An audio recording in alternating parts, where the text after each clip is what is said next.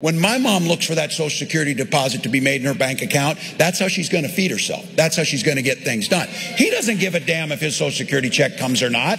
So let's be very clear. If any of our relatives or anyone gives us this, if they tell us, well, Donald Trump's understand us, that's he does not understand.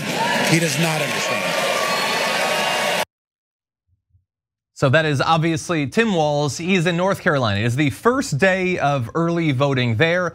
North Carolina is a state that several months ago seemed to have entirely slipped away from the Democrats, but now with Kamala Harris and with Tim Walz, it seems like a possible pickup, and it would be pretty important for the Democrats if they did. And so he's there, and he's making some strong attacks against Donald Trump and also JD Vance. We're gonna be covering all of that. The focus really is Donald Trump does not understand regular people. He does not understand their struggles. He doesn't understand their life. And that should probably go without saying. Donald Trump was born a wealthy man. He has been wealthy his entire life. He has never lived a normal life economically in terms of work, in terms of pay, in terms of the struggle. But Tim Walz, I think, is a pretty good messenger for this. And so we're gonna cover a little bit more of what he said, but let's start off with him talking here about Project 2025. But I want to be fair. Not everybody thinks the same way you do, and Donald Trump and JD Vance have a little bit different ideas. And I'll tell you what, they know exactly what they're doing with Project 2025. I was telling President Clinton, Donald Trump today is coming out. He's pretty worried about this. He said, no one associated with Project 2025 will be in my administration. Every damn one of them were in his administration. Every one of them. JD Vance says, I don't even know what that is. He wrote the foreword to the architect's book. Who wrote it? I've never written the foreword to somebody's book, but if I did, I'd sure the hell remember who they were. And they wrote that thing, I guarantee you that. So look, here's what's in that thing. Here's what's in it. Take away the Affordable Care Act. And look, this is the time now to talk to your neighbors, talk to your relatives who are voting the other way, or your brother, whoever it might be. We all got them. But they will tell you, well, I just don't like Donald Trump's character, some of the things he says, I like his policies. This is where you jump in and say, which policies? Taking away your health care? He said he had a concept of a plan after 9 years. Then Vance tried to explain it. I told JD, you should go back to the concept because your explanation is terrible about what it's gonna do. You know, I think Tim Walz got a lot of criticism coming out of the debate. Like he had gone into the debate, everyone expects he's good at doing media. The debate didn't go so well, but he's a pretty good messenger, I think, overall. I liked a lot of those lines.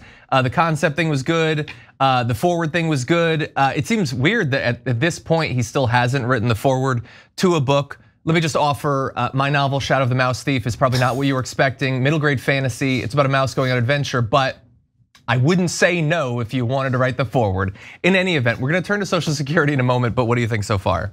You know, on the debate point, what we saw was the misstep by the Harris campaign holding Walz back. What we just saw was the Walz we saw in the weeks leading up to his announcement and in the immediate aftermath. He was fiery, he was dynamic, people liked him, and then out of nowhere he just disappeared.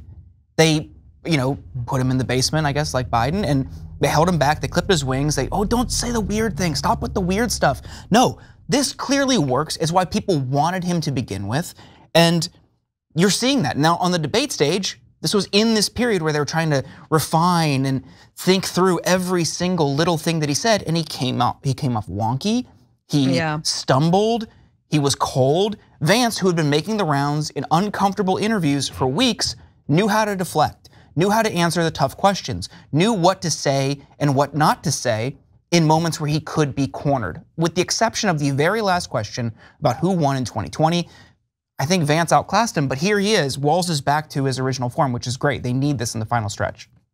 Yeah, and way to use your white privilege, dude, okay? Just like coming out with the BS, SHIT, he said it. Like, if Kamala Harris had said that, I'd be like, oh, yeah, right? Like super unpresidential. But of course, every time, and this is what the right responds to. Let's be honest, I agree with Jordan. I mean, luckily, nobody remembers the vice presidential debate, so it doesn't really matter. But, the whole well, we've got to play nice. Honestly, a lot of the so-called alphas really do respond to someone who's just gonna be forceful and tell it like it is.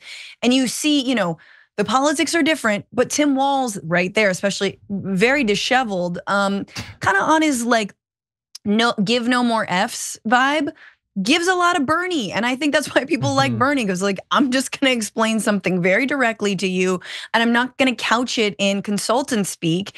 And I think that's when he shines. And I really do love, especially that line of the substance of what he said, which is, don't just focus on his character. Actually, his policies are also bad, which we don't actually really talk about. Even Kamala Harris doesn't really talk too much about how bad Trump's policies are. Yeah, it's a great point. There aren't that many of them. I mean, like certainly not that have been promised coming up. It's one of the reasons people are turning to Project 2025 to understand his agenda, because he doesn't talk much about his agenda.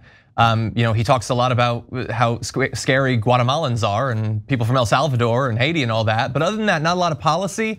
And so, I think a lot of those points were very well done. Now, let's turn now to the comments Walz made about Social Security. Look, Donald Trump called Social Security a Ponzi scheme. JD Vance said it was the impediment or the roadblock to fiscal sanity. Social Security doesn't add to our national debt, and we damn sure pay into it. So when my dad dies and I'm a teenager, I got a little brother in elementary school, a stay-at-home mom. It was Social Security survivor benefits that kept our family alive, kept us going on it. That's smart.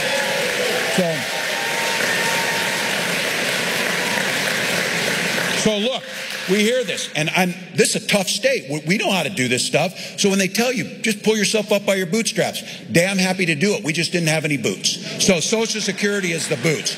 I guarantee you, if I would have had $400 million, I would be in better shape than he is and wouldn't be bankrupt. Nice little hit there at the end. Again, to Francesca's earlier point, like, yeah, he really has dispensed with the like, there's a lot that we can agree on sort of thing. And I think that marries well with Harris's turn to focusing more on Donald Trump's fitness for the presidency, how unhinged he is, how unchecked he'll be, all of that. But there, Walz is using, he's mocking Trump, he's trying to trigger Trump, but he's also talking about how important these policies are and how both Donald Trump and JD Vance have a history of questioning whether these sorts of policies should ever exist. And we already know that Senate Republicans are never stop thinking about killing Social Security. All they really need is someone in the White House to play ball. And so I think people should really be worried about this particular ticket. But what do you think? Oh, Francesca, let's let you go first. Oh, okay. Well, thank you. No, I always think it's better when you're in the room, but it's all good. No, okay. I love that he's kind of proving JD Vance's point, and Donald Trump's point, which is like, yeah, if you didn't have Social Security, you would be dying in poverty and you wouldn't even be running as vice president. Damn it. That's why we need to get rid of Social Security. It's like perfectly encapsulated.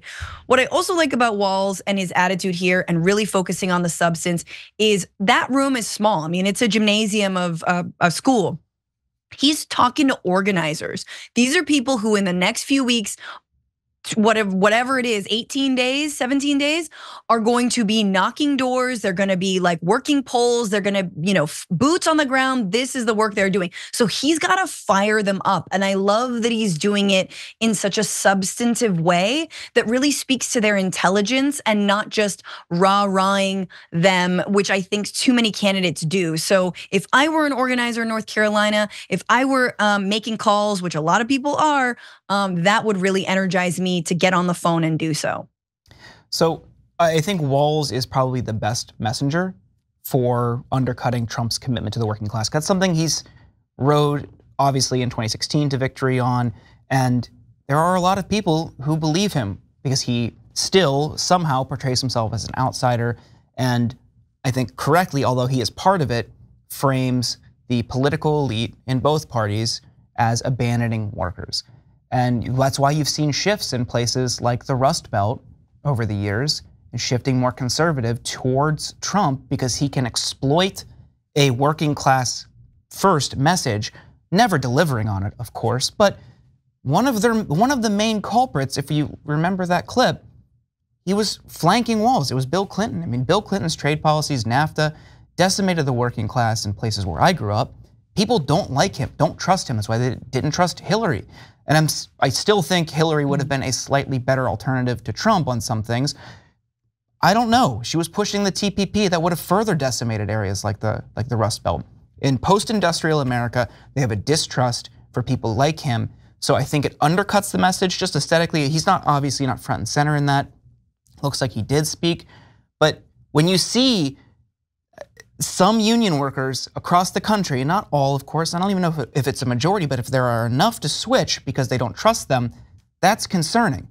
And the Democratic Party still has this problem of being defined by that more of a globalist, TPP, NAFTA mindset on trade policy. Trump isn't the answer, but he can exploit that for electoral gain, and that's one thing I'm really concerned about.